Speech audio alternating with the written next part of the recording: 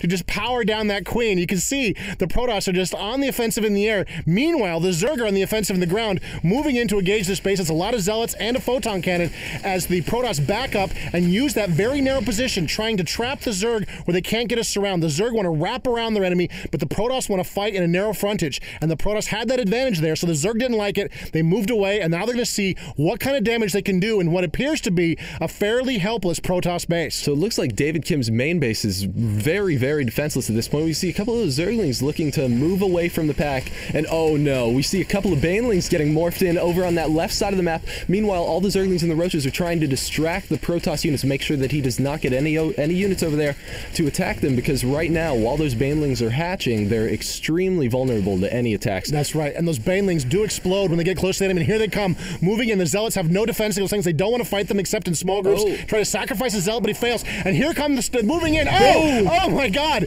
Took out a ton of those probes with those Banelings, and both Photon Cannons are down. What a great use of the Baneling against that Protoss economy. Now, despite the fact that Yunho did just make it in there with that many Banelings, we can still see that David Kim does have the economic advantage. He has 44 probes out on the field versus Yunho only having 37 drones out there. This is really going to make a difference in the long-term play. Yeah, he's willing to catch up in his economy. He did a lot of damage. He's helped right a lot of his issues right there and got himself back into sort of an even footing, more or less. But he's going to need to keep building workers if he's going to stay in this game. You can see he's got Banelings there morphing in that hidden area and another expansion. Meanwhile, in the middle of the map, the Protoss player is tearing through those rocks and prepared to make what may be a little bit of a surprise attack on the Zerg. Ooh, but it's apparently not that much of a surprise attack. I believe that Yunho had an Overlord somewhere nearby so that he could see those destructible rocks going down. We see David Kim working through that second destructible rock, only a few more seconds, and he'll be able to move into Yunho's base what he thinks will be freely. He now sees, oh wow, looks like Yunho's going to be tricking him, trying to bait all of those Protoss forces into chasing only his 4 Roaches, and boom! No! 10 Banelings jump up out of the ground. All of those Banelings just took out all of the Zealots. You can see, only by using force did he narrowly escape total destruction of his force right there. Still huge amounts of damage done to the Protoss. All of those Zealots taken out. And you can see that once again, the Zerg are in a really great position here. They've got another expansion going down. There are other expansions working great. And the Protoss player just took a ton of damage from those Banelings. Up on the resource level, we saw just now that David Kim is still resourcing about double the minerals per minute that Yunho Lee is currently able to gather. So David Kim, over the rest of the course of this game, is likely just going to plain outmass him unless Yunho makes good use of that second expansion. Yeah, he's really going to have to get that up and running to take advantage of it. And you can see, here we go, moving in again. A couple of Banelings were taken down before they could morph. He's got a few Banelings hit underground. Oh, that's not good for those Nullifiers.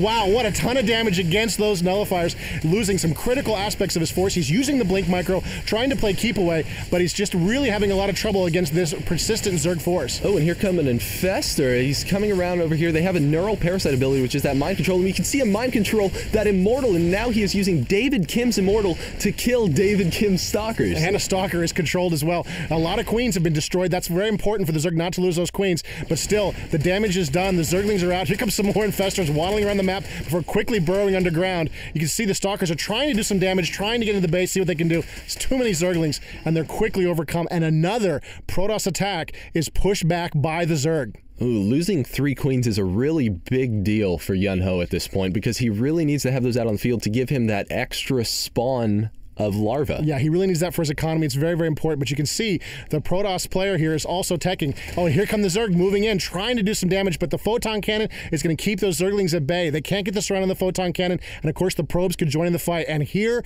is the real danger. Colossus are being built on that high ground location by the Protoss, so that's a real threat to this Zerg player. That's right, David Kim's doing a little sneaky tech up there, building those 2 robotics facilities and making those Colossus out of anywhere that Yunho was able to see so far. David Kim is gathering out in front of his base, but because those Infestors are able to move while burrowed, Yunho knows exactly what David Kim is up to. Yeah, so he's seen everything that's going on there. He, of course, hasn't seen the Colossus yet. He's been using his scouts on the main base. He doesn't know the threat of the Colossus potentially is even in play at this point, though he could guess. And we can see over here there is a warp prism over here. This is a way that the Protoss player could warp in some additional units. You can see he's hidden it over here for a rainy day, no doubt hoping to sort of distract the Zerg player and then move in and warp in some additional forces down there. Oh my goodness. Neural Parasite on the Colossus. The Colossus have been mind controlled, and you can see they've been trapped now using force field. They've been trapped by their own forces, and the Colossus are just destroying the Protoss forces. What a great turn by the Zerg. Using those Colossus to do terrible, terrible damage to David Kim's own army. We can see the Zerglings are now able to surround those Colossus as they finish off their Neural Parasite.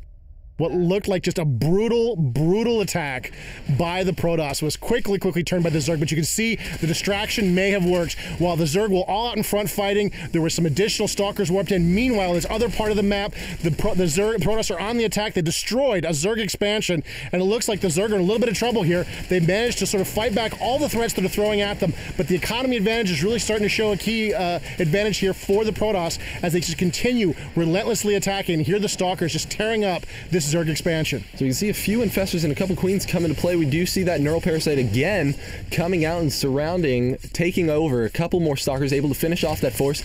We see the Queen is trying to take out the Phase Prism, but it looks like 4 Immortals warp into play, and there's just not much that Yun-Ho Lee is able to do to stop it. What a huge force. 4 Immortals. And there's the GG. The Zerg player knows that game is effectively done. Good game, he says to David Kim. What a great game between those two players. We saw some excellent micro between Roaches and Burrow, as well as the Stalkers with Blink. Absolutely. Thanks, everybody, for joining us for this StarCraft II Battle Report.